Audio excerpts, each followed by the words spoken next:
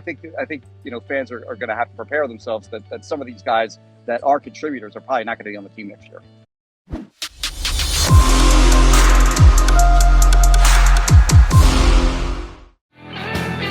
On a full-fledged Wednesday, undefeated Wednesday, not a walkthrough Wednesday. Eagles actually probably going to practice today. Full go. We'll see a little bit later in the day. We shall find out. You got McMullen and McDonald here with you on Birds 365, and we've got the settling Jimmy Kempski. He's trying to find a spot outside. Figure out. Yeah. What are you doing outside, Kempski? I was out for a run. I'm sitting on the curb outside Rite Aid in Marlton. All right, nice. Jody knows that well. Yes, I do. Not far from the house. Yeah. Good to have we appreciate it. Going above and beyond. I should have just gone to your house, Jody. Yeah, you could have stopped downstairs. We might have to fool with the green screen a little bit, but wouldn't be a problem. That's a green screen, Jody? I thought you were in front of Ocean. Shh, don't tell anybody. Yeah, Kempski actually could have come by the house. If he had to join me at Ocean, he wouldn't have made it in time for his spot from Marlton. All right, Jimmy, back to work for the Philadelphia Eagles. The bye week coming at the time that it did certainly helped Lane Johnson, and don't underestimate how big that is to the Eagles. But all other things being considered, good timing, bad timing, Eagles can't control it. You just have to deal with it. But did it work to their favor or to their potential downside? I mean, you could look at that one of two ways. I mean, you have a team that has one guy on injured reserve in Derek Barnett, and otherwise are like totally healthy. Like I don't expect to be any surprises on the injury report, which will come out later today. So on the one hand, it's good to get the offensive line healthy. Of course, everyone except Lane Johnson was on the injury report heading into the Dallas game last Sunday night. And then Lane, of course, suffers the concussion against the Cowboys. So it's good to get him an extra week to get right for their upcoming matchup against the Steelers. So from the offensive line perspective, the bye came at a great time. For the rest of the team, they probably would have liked it a little bit later in the season. Yeah. I think later is always better. I mean, if you look at some of the teams that we expected to be good this season in the NFC, Jimmy, the Rams, obviously, Tampa Bay, Green Bay, I think the one theme of all of those three teams, a lot of things have gone wrong, but the one they all have in common is offensive line, banged up, lost guys, struggling to block people. Yeah. When you can't block people, it's tough to win in this league. So that is the Eagles' strength. To get those guys as healthy as possible. I don't know if Jordan's going to be healthy all season. Lane 1 week, you never know with concussions, but obviously it would be difficult week. You expect him back now. It is good for the offensive line, but your bigger picture take, I think, is the correct one. The later, the better. They had a very late bye last year. That's better to me than this early bye. Yeah, they have their Thursday night game the week after. Sort of the mini Steelers, bye, so they'll get a little mini bye with that. But again, that's pretty early too. So like that's what, week 9, and then they got to play 8 straight games on 8 straight weekends from there on out. So yeah, it'll be and for their perspective, ideally they'll have the 1 seed wrapped up by the time week 18 rolls around, and then they can rest starters, and then they also get the first round bye if they can continue to win games, obviously. And that's sort of maybe the carrot that's kind of being held in front of them. But for now, I think that last 8-game stretch will be taxing on them. Jimmy, we know last week the players all had off, spread to the corners of the world or wherever they were going for their week off. Not the coaches. The coaches were in self-evaluating, self-scouting all week long. I'd say you had pretty damn good grades during a 6-0 start. But if there was 1 or 2 things where you say they go back, double check all the film, and they go, all right, we got to be better in this, and here's how we go about doing that. What do you think the coaching staff could be looking to tinker with after doing all this self-evaluation? I don't know how they fix it, but special teams has been a big concern throughout the first part of the season and going forward. They've had some big mistakes on special teams, but they haven't been hurt by them in terms of losing a game as a result. Right. But that's my concern going forward the rest of the season. As for, certain things that you can look at offensively or defensively, you can quibble about some small things here and there, but ultimately the results are there. Like Shane Steichen has done a great job in terms of play calling. Nick Sirianni and his offensive staff have done a phenomenal job of game planning.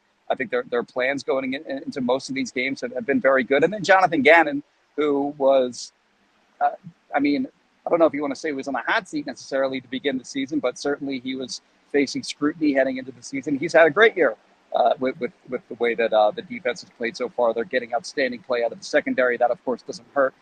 They've gotten... You mentioned special teams. I agree with you. But I do want to quibble about one other thing that I think is a legitimate concern.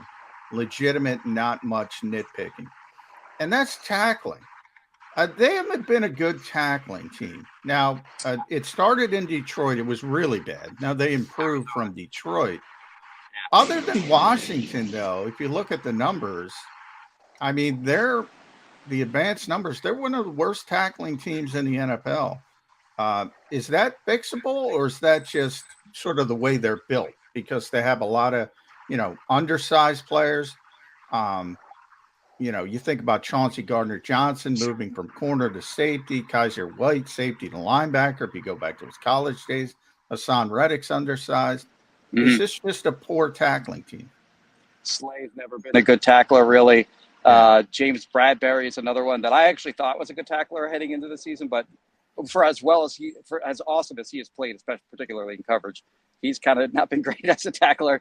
I think there's something to be said for that being a concern, heading down the backstretch of the season. We'll see.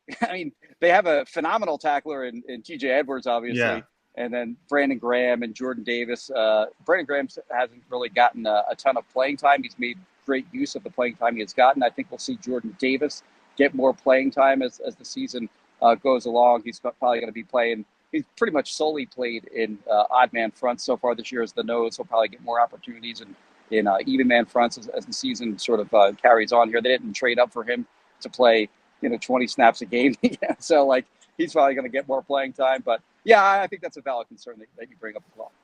Jimmy, in addition to the trade talk of what the Eagles are going to do here over the next 6 days before the deadline, we can continually look at and speculate the Eagles with 7 defensive starters right now. They're going to be free agents at the end of the year.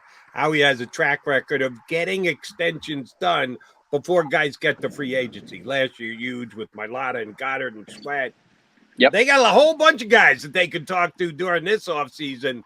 What do you think Howie is prioritizing, if any? Maybe I'm just off. Maybe I'm holding him to his track record. Do you think that Roseman is talking to agents, to any of the impending Eagle free agents? Yeah, I think so. I think if you do get deals done with guys this time of year, you expect some kind of discount. And if I'm a player, I'm not ready to take a discount. No leverage, Jimmy. No leverage for Howie. Exactly. I think the deals that they got done last year were like the Jordan Mailata deal that they got done last year was phenomenal from a team perspective. The Josh Sweat deal was fine. The Dallas Goedert deal, that is another fantastic team-friendly deal that they got done with Dallas Goedert. Josh Sweat deal was fine. The Vontae Maddox deal was fine. So you expect guys to take a little bit of a discount. Basically, from a player perspective, you would sign a deal maybe on a little bit of a discount on the theory that I could get hurt and tear an ACL and then I'm not worth as much during the offseason. So that's sort of the balance that you have to feel out if you're a player. I look at like the linebacker and the safety positions where both starting linebackers, TJ Edwards and Kaiser White, are scheduled to become free agents next offseason. Chauncey Gardner-Johnson, Marcus Epps, also both scheduled to be free agents next offseason. So it'll be interesting to see what they do if they can get anything done with either one of those guys at either position. Isaac Seumalo is another guy that I think makes some sense, although he's starting to get up there in age a little bit. And he's played well. Isaac's played well, though. Yeah. Sure, for sure. And then Miles Sanders, of course, is sort of the high-profile player that a lot of people are interested to see what happens with him. So, yeah, they have a lot of players that are going to be free agents that I think they'd like to keep. They have others that are almost certainly going to leave. like Andre Dillard and Gardner Minshew. But yeah, it's an off season where they'll have more guys hitting free agency than they have in recent years. Probably not since like 2018, I think. They had a lot of guys that they weren't going to be able to bring back, and I think that's probably the case next year as well. They do have a lot of draft picks to sort of refill the pipeline with young players if they do, lose guys in free agency. But I think fans are going to have to prepare themselves that some of these guys that are contributors are probably not going to be on the team next year. All right, let's talk trade deadline. We got to get that in the mix, Jimmy. I know you'll know because I threw it out to Jody. Nobody knows, but I know you'll know who the Eagles picked up at the trade deadline last year. Yes, the great Kerry Vincent Jr. Typically, if you look at Howie's history, everybody goes back to Jay Ajayi, but since Jay Ajayi, who, by the way, wasn't a splash. Yeah, he was a well-known player, but he wasn't a splash. Golden Tate was more of a splash. That didn't work out, although he made the catch in Chicago. Then you had Kerry Vincent. Who am I missing? Somebody in between. Gennard Flacco. Yeah. So here, I'll give you the whole history. 2021 was Kerry Vincent. By the way, he's not on the roster at all, not even on practice squad anymore. They traded Joe Flacco for a pick. They traded Ertz for a pick. About a week at the trade deadline. And Tay Gowan, remember the Tay Gowan hype? I still remember. Right. You remember you were there for the introductory Tay Gowan press conference. You remember that? When they brought him out to us in the COVID time and nobody knew who he was and we're all looking at each other. Yeah. That's right. Yeah. So 2020 was nobody. 2019 was Gennard Avery. 2018 Golden Tate, and 2017 was JHI, and then nobody also in 2016. Yeah, so history there by now. Everybody wants the splash, and we've already heard about Christian McCaffrey. I call it a non-offer offer, third-round pick when he's getting 4 picks. I mean, come on, Howie just wants to keep his eye on sort of the market, and everybody wants Brian Burns. Here's my question to you, Jimmy. And Carolina's not trading Brian Burns, but why do people think the Eagles have to make a splash? They're 6-0. They're the only undefeated team. They have a top 5 offense, a top 5 defense. There's something to chemistry, isn't there? Greed is good. Yeah. Well, I think it's a little bit of greed, and I think that's okay. Like, if you can add a player that can help you. So I think there are certain areas where they could use help. I'm with you that I don't think Carolina's going to be trading Brian Burns, but there are some defensive ends out there that could maybe help you. If you don't have to make a big splash there. Like, I think a guy like Rasheem Green in Houston makes sense. Yeah. A guy like Denico Autry, if the Colts are going to be selling now after they just benched Matt Ryan. A guy like Jerry Hughes, again, from Houston. That guy makes sense. And you have Brandon Graham and you have Josh Sweat as your true defensive ends. I wouldn't put Hassan Reddick in that category, but those are your true defensive ends. You're fine there for now, but if one of those guys goes down, then you're potentially in some trouble there. So just adding a guy for depth purposes, because remember, they signed Derek Barnett with the intent of him playing a fair amount of snaps this season, and he goes down. So you have to replace at least what you had in mind for him. And then I think it's safety is the other potential troublesome spot. That's the big one for me, safety. Yes. Because we got a taste of it. 16 plays without Chauncey Gardner-Johnson. It was not good with Kayvon Wallace in there. So you brought up an interesting one, which I said, why not bring Rodney back? Why not bring Rodney back? And then I got to thinking, why the heck didn't this team just keep Anthony Harris? Just keep him. By the way, now where's he? Denver. Where practice squad? Is he practice squad? Okay, so they could, in theory, coax him back if they really wanted to, I guess. But certainly Kayvon Wallace showed that maybe not so trustworthy should Epps or CJ go down. Yeah. And that is a little scary. That's one where I'm completely on board with John. Backup safety should be the number one priority for the Eagles during this lead up to the trade deadline. Want to get your take on something I just saw this morning. Jay Glazer from Fox. I think he's one of the best NFL insiders, information guys, tight end guys. When asked about the Eagles leading up to the trade deadline, said, maybe a running back. If I see the Eagles doing anything, he was kind of like us. It was 6-0, 6-0. You're not overly motivated to do anything. But he said, if anything, maybe a running back.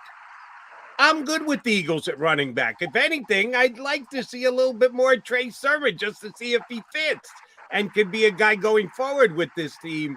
You think the Eagles going to be in the market for a running back? McCaffrey got moved. The Eagles weren't getting into that kind of bidding. Any other running back you say, oh, yeah, if the Eagles could add him, that would upgrade the roster? Yeah, so the guy that I would look at there is David Montgomery from the Bears, who kind of gives you the same power element that you got from Jordan Howard the last few years, for example.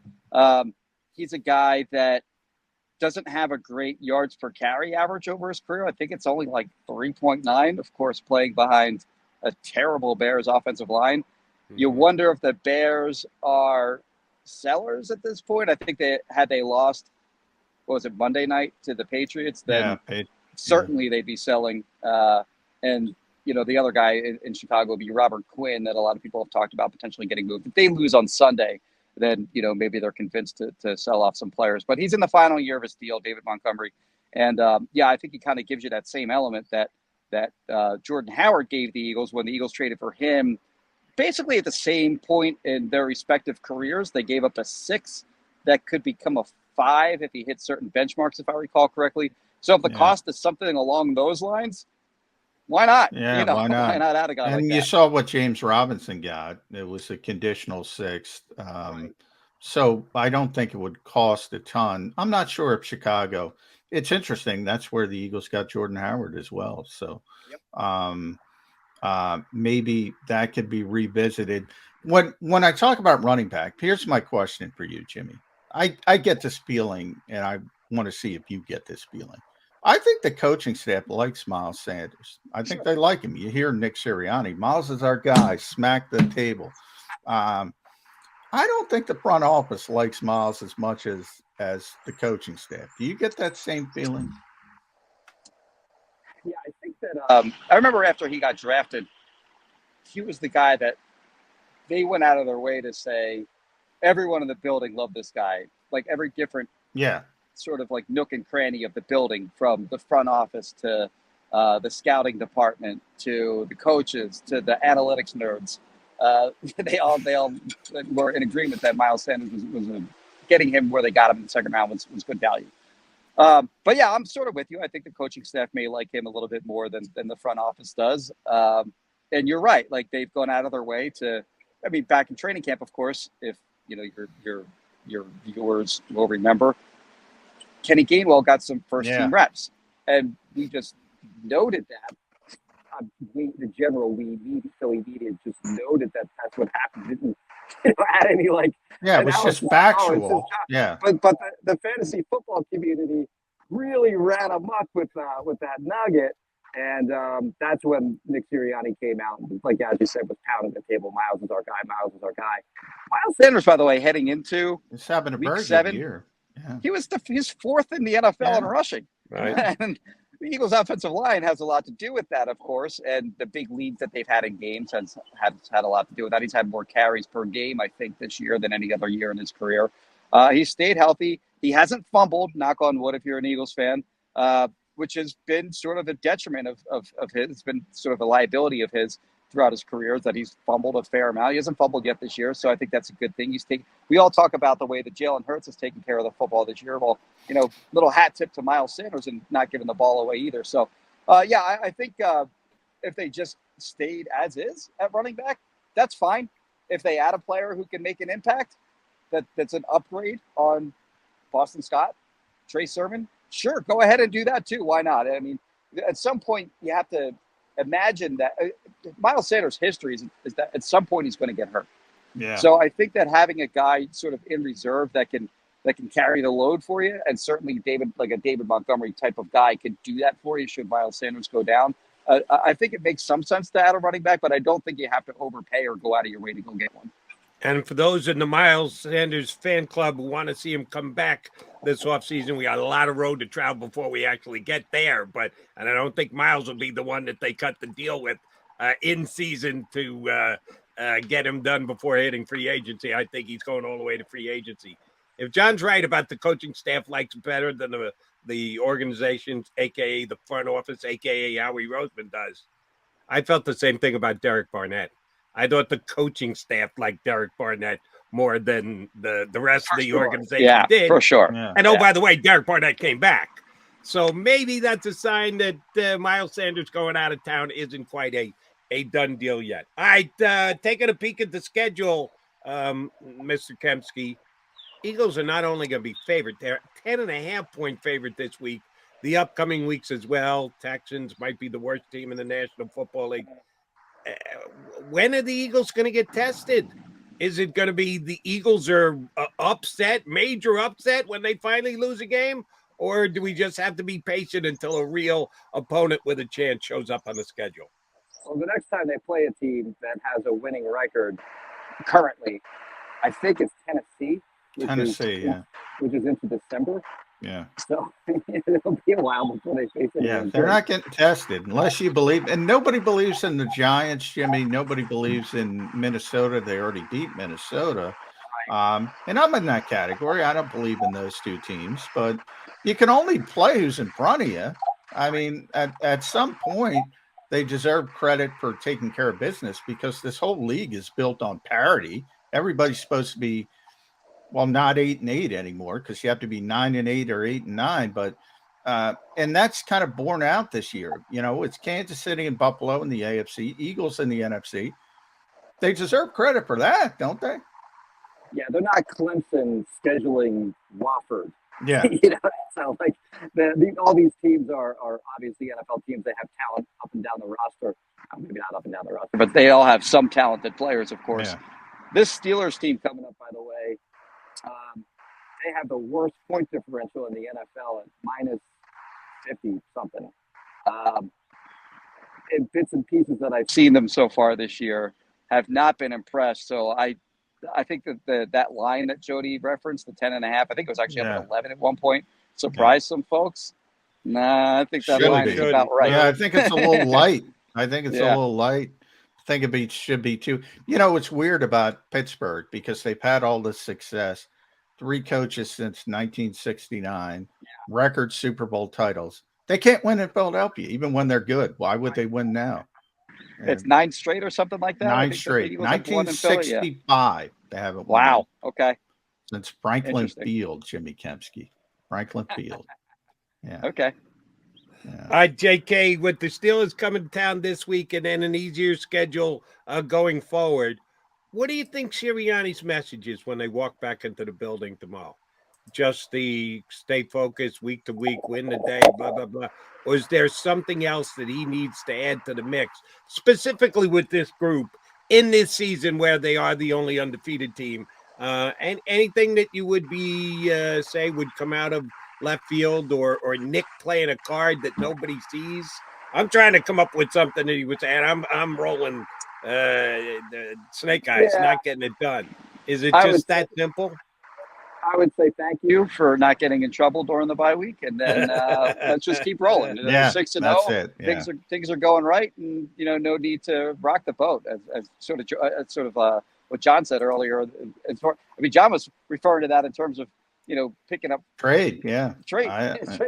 But just as far as the messaging to the team, like now let's just keep rolling. Yeah, to me, this is about sustaining. I'll let you go, Jimmy. Finish your run. Read Jimmy, phillyboys.com, at Jimmy Kempski. But the one thing that can't be sustainable, you mentioned it a little bit with Miles, 2 turnovers through 6 games. There's got to be a market correction there, right? This team they do a great job. I give credit to Jamal Singleton. He's out there pushing people with the boxing gloves. I don't know how he can go 15 rounds. He keeps pounding people. They do a tremendous job with ball security. But there's a lot of randomness to that, Jimmy. You just turn it over, tip ball. Somebody gets a helmet on the football. That's got to change a little bit, doesn't it? Yeah, Trevor Lawrence just dropping a football with nobody even hitting him. So there's some luck involved, sure. And they're what, plus 12, I think? Plus 12. And the next closest team, I believe, is Dallas at like plus 6. So they have double. Yeah, it was going into the bye. It was plus 12, and Minnesota and Baltimore were plus 4. I think you're right. Dallas kicked up during the bye. So, but when they went into the bye, they were better than anybody else. Yeah. It's a huge difference between them and the rest of the NFL in terms of their turnover production. Well, we lost Jimmy. Did we lose? Did you hear me now? We just about got Jimmy. You've given us plenty already. Do us a favor, finish up the rest of the shopping you have to do. Jog safely home, my friend. Thank you much for checking in with us. We'll punch up again in a couple of weeks.